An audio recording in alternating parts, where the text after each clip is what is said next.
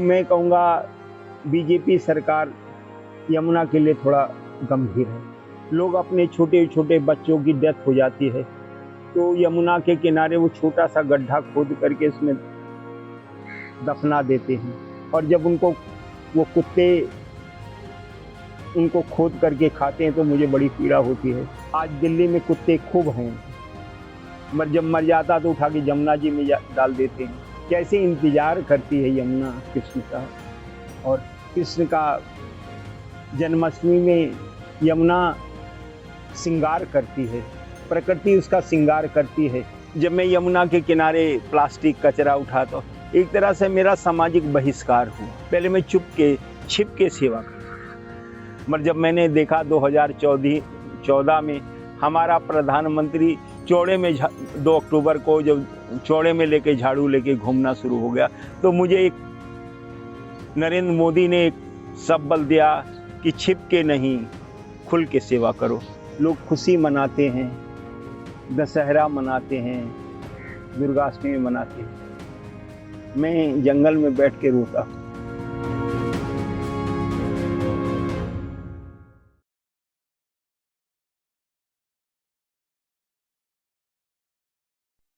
नमस्ते, मैं हूं चंद्र प्रकाश। आप देख रहे हैं कैंडी टॉक। इस वक्त मैं यमुना घाट के किनारे हूं और आज मैंने बात की एक ऐसी शख्सियत से जो दुनिया को अपने कर्मों से और सुंदर बनाने में जुटे हुए हैं।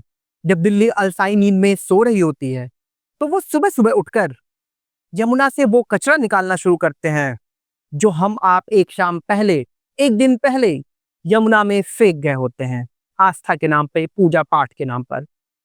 हम बात कर रहे हैं अशोक उपाध्याय जी से, जिसे दुनिया यमुना बाबा के नाम से जानती है। यमुना बाबा एक ऐसा नाम जो कभी उनके लिए मजाक था, आज एक गर्व बन चुका है, एक दिल्ली की पहचान बन चुकी है। उम्मीद है इस बातचीत से आपको बहुत कुछ सीखने को मिलेगा।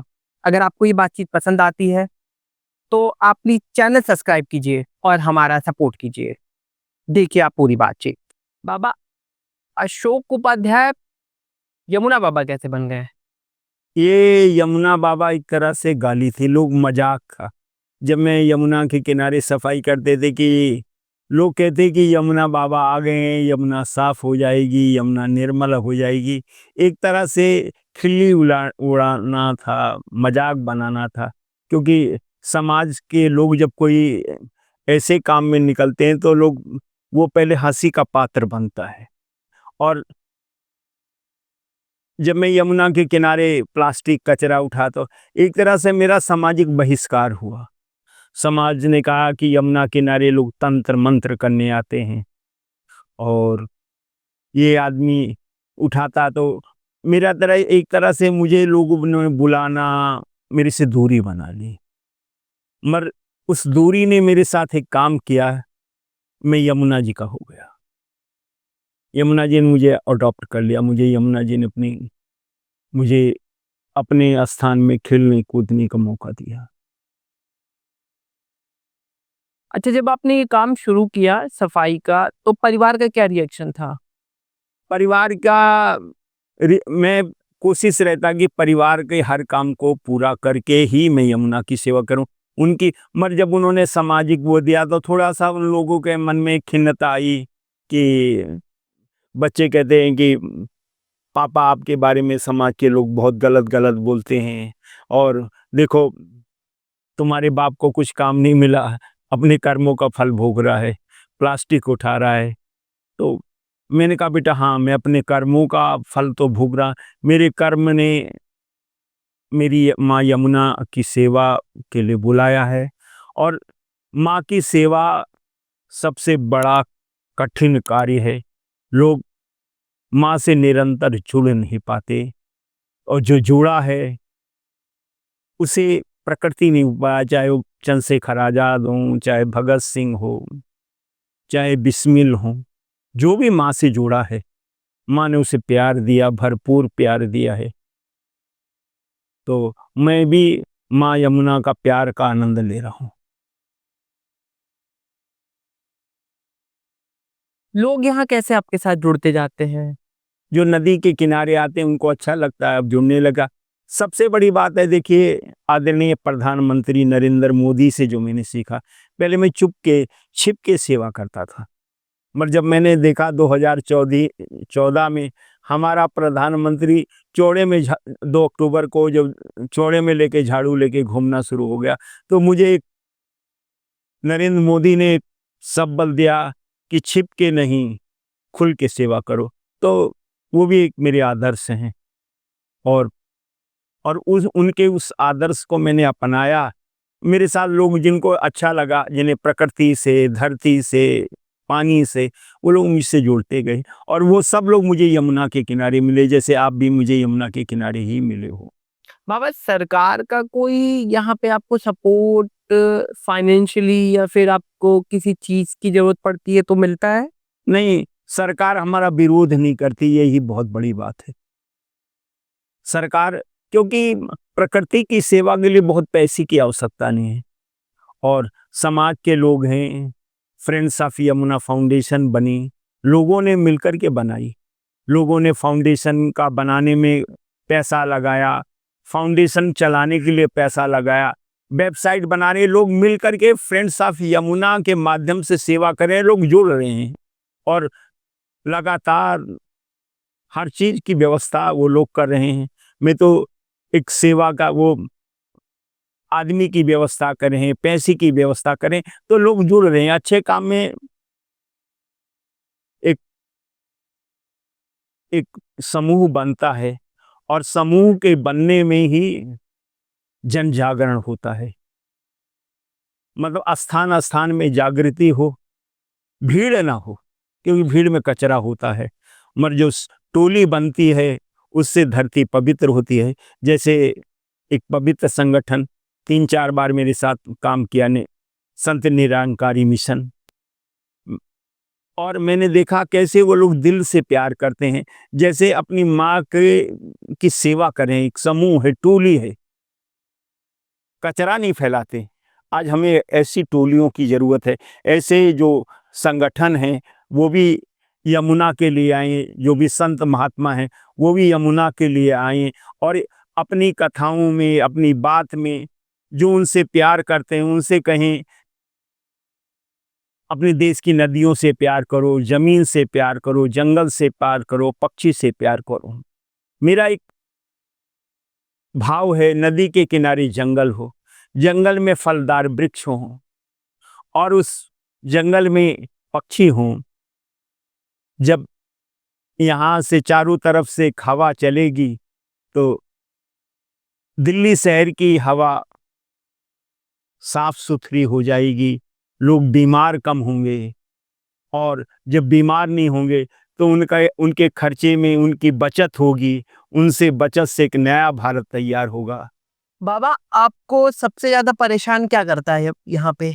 मुझे जब नवरात्र के समय बाद जब नवमी आती है, तो जब चारों तरफ से पूजा कचरा का बौछार होता है, तो लोग खुशी मनाते हैं, दशहरा मनाते हैं, दुर्गाष्टमी मनाती है। मैं जंगल में बैठ के रोता हूँ कि ये सब मेरी माँ को ऐसे फेंक रहे हैं, जैसे घायल कर रहे हैं। मुझे वो सीन याद आ जाता है जब भरी सभा में द्रौपदी का साड़ी खींचती है, तो ऐसा लगता है कि दिल्ली वाले मिल करके मेरी माँ की अचीर हरण का, तो मैं भी गोविंद को पुकारता हूँ और रोता, और मेरे बस का क्या है। मगर पता नहीं भगवान श्री कृष्ण कब सुनेंगे मेरी पुकार को, या मेरी पुकार में वो दर्द नहीं है कि वो दर्द श्री कृष्ण को विचलित कर दे। अगर दिल्ली वालों को कोई 3 चीजें कहनी हो आपसे, को दिल्ली वालों से आपको कोई 3 चीजें कहनी हो तो क्या कहेंगे? मैं दिल्ली वालों से पहली बात करूँगा, अपनी पूजा में कम से कम फूल इस्तेमाल करो। क्योंकि पूजा के फूल में सबसे ज़्यादा भूजल का इस्तेमाल कर होता है। तो मेरी एक ही प्रार्थना है, अगर आप पूजा का फूल चाहते हैं तो अपने गमलों में फूल के पौधे तैयार करें। अपने घर में जो चावल दाल सब्जी धोते हैं उस पानी से उस पौधों को सिंचाई करें। और घर पे अपने सब्जियों के कचरे से खाद तैयार करें और उस खाद को पूजा का फूल तैयार करें। यानी आपका कचरा फूल हो जाए तो आपके घर में विराजमान गोविंद बहुत प्रसन्न होंगे। और दूसरी बात, हर दिल्लीवासी एक पौधे को गोद ले। एक पौधे को गोद ले करके जब उसको पालेगा पोसेगा तो वो आपका श्री कृष्ण इस प्रकृति वाले हर जीव को शुद्ध हवा देगा। पहले सनातन धर्म में का परिवार अपने एक बच्चे को साधु बनाता था, मगर आज बच्चों की पैदावार कम हुई है, कम हो रहे हैं, एक या दो बच्चा, तो साधु बनाना बड़ा कठिन है। तो आप अपने घर में एक वृक्ष तैयार करो, उसे पुत्र के रूप में समाज को सौंप दो, वो समाज की सेवा करेगा। ये मेरा दूसरा निवेदन है। तीसरा है, आप जहाँ भी रहते हों अपने आसपास की नदियों से प्यार करो, उन्हें माँ जैसी इज्जत दो, उनकी माँ जैसी सेवा करो। यही मेरा सबसे विनम्र निवेदन। तो बाबा, यमुना को लेके जो दिल्ली में पॉलिटिक्स हो रही है, हाल फिलहाल की जो पॉलिटिक्स हुई, उसका क्या पॉजिटिव असर कुछ दिख रहा है आपको? हाँ, पॉजिटिव हुई है। जन जन में यमुना की बात पहुंच रही है और लोग यमुना यमुना कुछ बोल तो रहे हैं। हाँ। तो लोगों की जबान में यमुना शब्द आ रहा है, तो ये भी एक मैं इसको सकारात्मक देख रहा हूँ। जब यमुना यमुना कहेंगे तो हो सकता है यमुना के प्रति प्यार बढ़े, यमुना की प्रति चिंतन हो, मनन हो। अ, अ, जो पक्ष है वो यमुना पे काम करना है, विपक्ष उसकी कमियों को उजागर करेगा, लोगों के बीच में जाएगा। तो यमुना इस टाइम दिल्ली सरकार का केंद्र बिंदु है और सरकार भी चाहती है, लोग भी चाहते हैं हमारी यमुना निर्मल हो, मगर इसके लिए निरंतर प्रयास, दिन रात काम की जरूरत है और समाज के अंदर जागरूकता हो कि सरकार क्या काम कर रही है। उन्हें नदी के किनारे आना पड़ेगा, सरकार के लोग क्या काम कर रहे हैं उस पर नज़र रखनी होगी। जब नज़र रखोगे तो आदमी बड़ा सतर्क होकर के कार्य करता है। समाज का बहुत बड़ा रोल है, समाज के लोग नदी के किनारे आएं, नदी का दुख दर्द शेयर करें, नदी को अपने परिवार का हिस्सा माने, क्योंकि जल ही जीवन है। अच्छा बाबा, दिल्ली यमुना की सफाई में सबसे बड़ी क्या 3 चुनौतियां, अगर हम ऐसे करें कि सबसे बड़ी 3 चुनौतियां क्या हैं? सरकार है, लोग हैं या प्रकृति है? देखो, सबसे बड़ी बात है सरकार के साथ चुनौती है, क्योंकि जो यमुना में गिर रहे हैं नाले उनको टेप करना है। तो सबसे बड़ी चुनौती इसके है। और यमुना का जो खादर है, जो कब्जा कर रखा है लोगों ने, यमुना को जीने दिया जाए। उसके जो यमुना का वात्सल्य क्षेत्र है वो उसके हाल पे छोड़ दिया जाए, उसके पक्षियों के लिए, उसके पौधों के लिए, उसके जीने के लिए छोड़ दिया जाए। और यमुना की रेत की रक्षा हो, ये सरकार के द्वारा उम्मीद है, क्योंकि रेत से ही पानी शुद्ध होता है। रेत पानी की गंदगी, जैसे एक बाप अपनी बेटी को चाहता है कि उसकी कोई कमी हो तो मैं उसको दूर करूं, ऐसे ही नदी का बाप रेत है। रेत नदी की कमियों को अपने अंदर धारण करता है। तो मैं सबसे कहूँगा यमुना जी की रेत की रक्षा हो। दिल्ली में यमुना के किनारे कीचड़ है, मगर ये बरसात आई, एक बड़ी बरसात आई, अब यमुना के किनारे फिर रेत आ गया है। तो यमुना अच्छी लग रही है। तो मेरी ये सरकार समाज से एक ही रिक्वेस्ट है कि आप यमुना को मानसिक प्रणाम करो। यमुना के किनारे जो आप मानी तारी की कपड़ा छोड़ के आए, उस कपड़ा को आप यमुना के किनारे छोड़ो, मगर वहीं पर पड़ोस में डस्टबिन में डाल दो। यमुना के किनारे आप पूजा करते हैं तो प्लास्टिक मत छोड़ के जाओ। आप भी सरकार को सहयोग करो। और साथ में मैं राजनीतिक दलों से अनुरोध करूंगा, आप भी महीने में एक दिन यमुना के किनारे आएं, अपने समूह में आएं। दिल्ली में 3 राजनीतिक पार्टी हैं, बीजेपी सबसे बड़ी है, फिर आम आदमी पार्टी है, फिर कांग्रेस है। सब लोग यमुना के किनारे आए। अरे भूल जाओ ना पक्ष और विपक्ष, जल तो सबको साफ चाहिए। तो आप लोग यमुना के लिए, जैसे देश के लिए आप सब एक हो जाते हो, वैसे यमुना के लिए दिल्ली के लोग एक हो जाओ। यमुना निर्मल हो जाएगी, अविरल बहेगी। मगर आप सबके ऊपर है, क्योंकि आपकी माँ है। ये दिल्ली की सबसे बड़ी देवी भगवती यमुना भी बड़ी माँ है।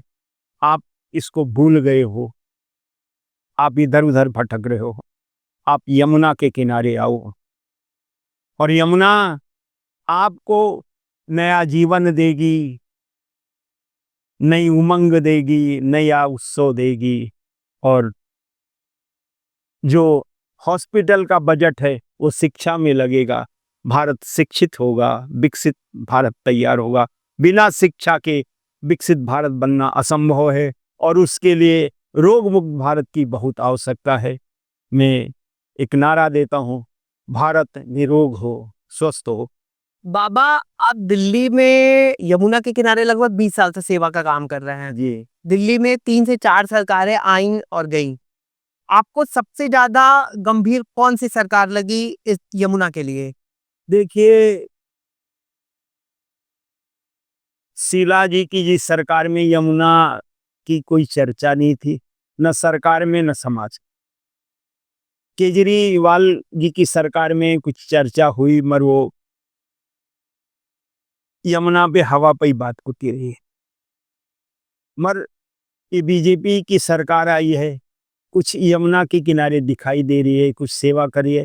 तो मैं कहूँगा बीजेपी सरकार यमुना के लिए थोड़ा गंभीर है, तीनों में से। अच्छा, आपको सबसे ज्यादा चिंता किस बात की होती है यमुना को लेके? मुझे यमुना के किनारे तब बड़ा दुख होता है, बड़ी पीड़ा होती है। लोग अपने छोटे छोटे बच्चों की डेथ हो जाती है, तो यमुना के किनारे वो छोटा सा गड्ढा खोद करके इसमें दफना देते हैं। मगर जब वो दफना करके चले जाते हैं, क्योंकि गड्ढा बहुत छोटा कम खोदते हैं, और जब उनको वो कुत्ते उनको खोद करके खाते हैं तो मुझे बड़ी पीड़ा होती है, बहुत दर्द होती है। लोगों की नासमझी पे, अज्ञानता पे बड़ा रोना आता है। कर क्या सकते हैं, किसको समझाया जाए। कभी तो मेरा सबसे हर चीज की बहुत, वही बच्चा जब जिंदा होता कितना प्यारा होता है। मगर आप किस बात की, उसकी क्रिमिनेशन तो सही से होना चाहिए ना। तो मुझे वो बड़ा विचलित करता है, बड़ा पीड़ा देता है। मुझे 2-4 दिन भोजन भी अच्छा नहीं लगता वो दृश्य देख कर के। मगर मैं कर क्या सकता, मेरी बेबसी है। आपने आज ये प्रश्न पूछा तो मैंने आज आपके सामने इसको, पहले व्यक्ति हैं जिसे मैंने अपना आपको सामने ये बात किसको सुनाऊं, कोई सुनने वाला ही नहीं। ये अक्सर होता है, ये जो शव बता रहे हैं आप बच्चों के? अब ये तो कभी कभी नजर आता है। हम्म। अब दिल्ली में कभी कभी हो जाता है, रोज थोड़ी हो जाता, कभी कभी होता है। मगर बहुत लोग यमुना के किनारे नहीं आते, यमुना में प्रवाहित कर देते हैं। तो मर जो यमुना के किनारे उनको गाड़ के जाते हैं, ये मैं उनकी हाल बता रहा।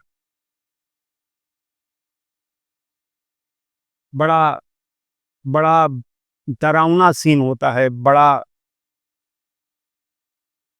आप वो जरा, जब ये कोई घटना घटी हो हाल फिलहाल की, थोड़ा उसको डिटेल में बताइए, क्या हुआ था, कैसे? अब देखिए, मैं किसी के बारे में नहीं है, मैंने ये देखा है, ये चीज मैंने 4-5 बार अपने जीवन में मैंने देखा है।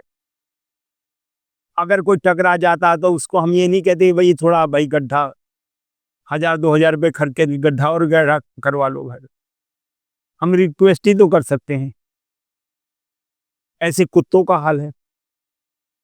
आज दिल्ली में कुत्ते खूब हैं, मर जब मर जाता तो उठा के यमुना जी में डाल देते हैं या यमुना के किनारे फेंक देते हैं।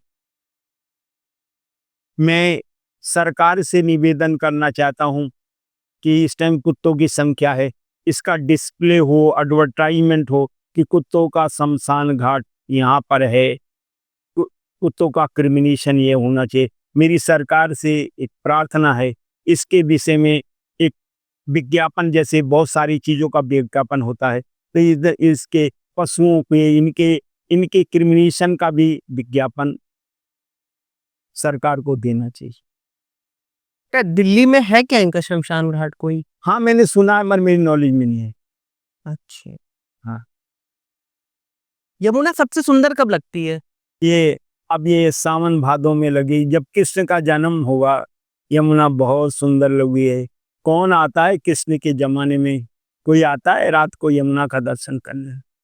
कितनी कैसे इंतजार करती है यमुना कृष्ण का। और कृष्ण का जन्माष्टमी में यमुना श्रृंगार करती है, प्रकृति उसका श्रृंगार करती है कि आज हमारा भगवान आएगा, आज हमको स्पर्श करेगा। तो आनंद लिए ये एक नवयुवती को सुहाग रात में जब उसका पति इसको स्पर्श करता तो कैसा अनुभूति के, वैसी ही अनुभूति यमुना कृष्ण जन्मोत्सव पे करती है। यमुना श्री कृष्ण की पटरानी है और देवी भगवती ने दिल्ली की जीवन लाइफ है। मतलब दिल्ली वाले अपने जीवन देने वाली यमुना को भूल गए। मैं सबसे यही अनुग्रह, यमुना के लिए आपके प्रति प्रेम जागे। और क्या कहें किसी से, आप यमुना से प्यार करो, आप यमुना से प्यार करो, आप अपनी माँ से प्यार करो, माँ से कठोर मत बोलो। बाबा, दिल्ली में यमुना को बहुत सारे लोग साफ करते हैं, इस छठ घाट पे भी लोग आते रहते हैं। किस तरह की सफाई होनी चाहिए जो आपको लगता है कि ये एक एग्जाम्पल सेट कर सकते हैं हम? देखिए, बहुत सारे एनजीओ आते हैं, सेवा करते हैं, अच्छा है। मगर मैं नदी के किनारे स्वच्छता अभियान से प्रभावित हुआ वो संत निरंकारी मिशन है। लोग वो ऐसे सेवा करते हैं जैसे कोई अपनी बूढ़ी माँ की सेवा करते हैं। पूरा एक एक शख्स, उसे फ़ोटो की परवाह नहीं है, उसको वीडियो की परवाह नहीं है, वो लोग सिर्फ सेवा ही सेवा करते हैं। और जब वो जाते हैं तो यमुना का किनारा ऐसे लगता है जैसे माँ घर की रसोई चमकती है, वैसे यमुना का किनारा चमकता है। तो और संत निरंकारी मिशन ने यमुना संवारने में बहुत बड़ा योगदान दिया है। बाबा, आप युवाओं को क्या मैसेज देंगे? मैं तो युवाओं से कहता हूँ, जैसे सूरज अकेला निकलता है वैसे निकलो ना यार, पूरे अपनी सेवा से प्रकाशित कर दो। चंद्रमा अकेला प्रकाशित, रात की चांदनी, रात में क्या चांदनी फैल जाती है, ऐसे निकलो ना यारो। आप तो भारत के युवा हो। भारत अकेला शेर से लड़ा है, ये उस भारत देश की महिमा है। तो मैं आओ, जल जमीन जंगल के लिए निकल पड़ो। आपका साथी आपको सेवा के माध्यम से आपको मिलेगा, जैसे मुझे लोग मिले हैं, ये देखो बैठे हुए हैं। मेरा एक यही सबसे विनम्र प्रार्थना है कि आप सब निकलो, हफ्ते में 1 घंटा, महीने में 1 घंटा, दूसरे 1 घंटा आप कुछ नहीं करते तो 1 रुपया यमुना जी के निकालो साल 2 साल में। और मैं सरकार से भी आग्रह करूंगा, यमुना का एक फंड हो। आपके अनुदान की जरूरत नहीं है, दिल्ली वाले इतना पैसा आपको दे देंगे कि आप यमुना, आपको सेवा करके तुम थक जाओगे मगर पैसा नहीं चुकेगा। अरे कोशिश तो करो, कोशिश करने वालों की हार नहीं होती है। तो मेरा यही आप सबसे निवेदन है। धन्यवाद। जय माँ यमुना, जय भारत। तो ये थे हमारे साथ अशोक उपाध्याय जी, जिसे हम आप दुनिया यमुना बाबा के नाम से जानती है। इस पूरी बातचीत में एक चीज़ जो हमें समझ में आई कि घर से अकेले ही निकलना होगा आपको, फिर कारवां आपके साथ जुड़ता जाता। इनके पास कोई सुपर पावर नहीं है, लेकिन जो सुपर हीरो बन चुके हैं यमुना के आसपास के लोग। मैं जब इस जंगल में इनके साथ भ्रमण कर रहा था तो पंछी इनके पास खुद आ जा रहे थे, मोर नाच रहा था। मतलब ये अद्भुत चीजें थी जो कैप्चर तो हम नहीं कर सके, लेकिन जो आंखें देखी हैं।